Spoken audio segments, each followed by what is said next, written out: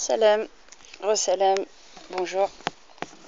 Alors je reviens maintenant dans cette vidéo pour répondre à un monsieur qui m'a envoyé des commentaires et qui me parlait, donc il me disait ça serait bien que tu parles des problématiques que nous avons entre rebeux, renois, et tu vois des filles musulmanes qui nous foutent la honte, qui sont voilées, qui twerk et tout le bazar. Enfin, alors, je vais te répondre.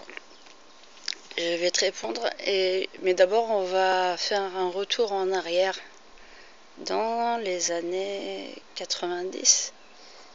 On va vers les années 90. J'avais parlé une fois dans une vidéo un peu des problèmes sociologiques que l'on avait en France. Et un excellent bouquin, La Galère, les jeunes... faut que je retrouve le nom de l'auteur. Je vous le redirai. En tout cas, moi, ce que j'ai observé, puisque je suis née en 79, j'ai vécu en région parisienne jusqu'à peu près l'âge de 20 ans, et ensuite je me suis expatriée. Et donc, alors, la violence qui monte dans les cités, le clivage entre les Noirs africains et les Maghrébins est dû, comme je disais, par rapport déjà à au niveau sociologique, par rapport à l'importation du rap qui est devenu de plus en plus violent. Déjà. Ensuite, les codes sociaux, à l'intérieur même des familles. Il faut parler aussi du racisme des Maghrébins, dont on ne parle pas assez. Le racisme des Maghrébins. Et ça, c'est la vérité. Et en fait, le racisme de certains parents s'est répercuté sur leurs enfants. Et aussi le désir de contrôle des garçons, des frères, sur leurs sœurs. Alors, il me dit, ouais, mais faut pas que tu fasses non plus ta féministe, tu sois objective. Bon, je suis objective, c'est largement vérifiable. Alors, je ne dis pas qu'il n'y a pas des femmes et des jeunes filles qui dérivent. Mais il faut voir aussi d'où est venu ce clivage et cette violence et cette protestation.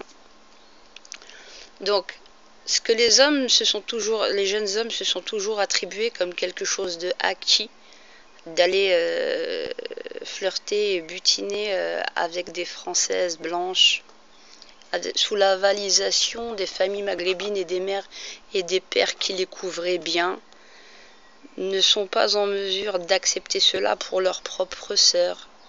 Et lorsqu'ils apprennent qu'elle flirte peut-être avec quelqu'un, peut-être qu'il l'aime vraiment et qui voudrait se marier avec elle et qui par exemple est un noir africain, là c'est le cataclysme. Comme on dit, le seul noir qu'on aime bien, c'est Bilal. Le compagnon du prophète, c'est pour les maghrébins, les musulmans.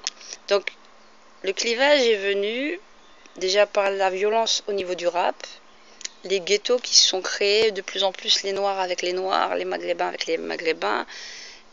Alors que nous, on n'avait jamais vécu ça, tout le monde était ensemble. Nous avions des amis juifs, nous avions des amis noirs africains, de tout bord. On n'avait pas ce clivage que vous avez. Comme je dis, ça fait 17 ans que je me suis expatriée. Je suis revenue 20 ans, quelques années après. J'avais l'impression d'avoir découvert un autre monde. Vous avez passé un cap que nous n'avons pas eu en notre temps. C'était projetable, mais j'aurais jamais imaginé, moi, personnellement, que l'on baignerait dans la violence dans laquelle nous baignons en France. Vraiment. Vraiment. De cette manière-là. Avec des voitures brûlées, des meurtres. C'était pas comme ça. En notre temps, c'était de la bagarre. C'est de la bête bagarre. La bête bagarre, tu revenais, après on fait la paix, il n'y a rien. Mais vous, c'est une catastrophe. Donc, le racisme maghrébin, c'est une problématique. C'est une vraie problématique. Voilà. Pour répondre par rapport aux jeunes filles, alors elles nous foutent la honte. Donc finalement, on réfléchit toujours hein, sous forme de bulle et en croyant que la femme musulmane vous appartient. Vous devrez des comptes.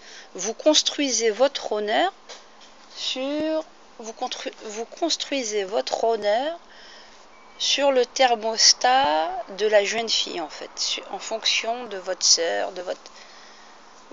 Donc vous touchez à la dignité des autres filles, des sœurs des autres personnes, et vous exigez des règles très strictes dans vos familles. Vous êtes les premiers injustes. Vous êtes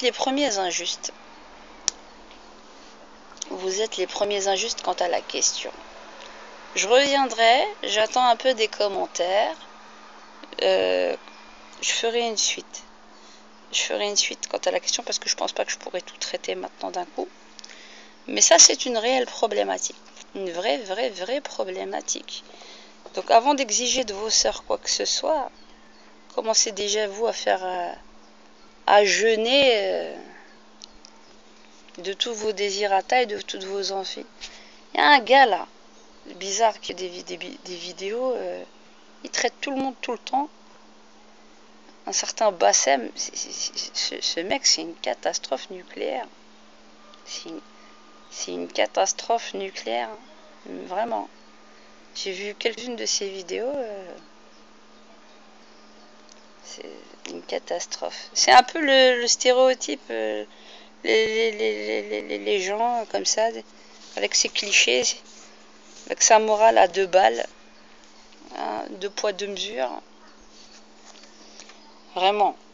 C'est un peu ce genre de prototype de jeunes hommes que nous avons aujourd'hui, qui exigent plein de choses et qui parlent d'honneur à longueur de journée et qui va faire le monde et la règle. C'est misogyne, il croit que tout lui appartient. Il traite les noirs, il traite tout le monde. C'est un malade mental ce gars, hein. Sincèrement, faut pas suivre des tarés pareils. Hein. Mais ça, c'est un thermomètre. Ça prouve vraiment qu'on est vraiment malade en France. On n'était pas comme ça, nous, en notre temps. Voilà. Je ferai une autre vidéo, j'espère revenir sur la question. Au revoir.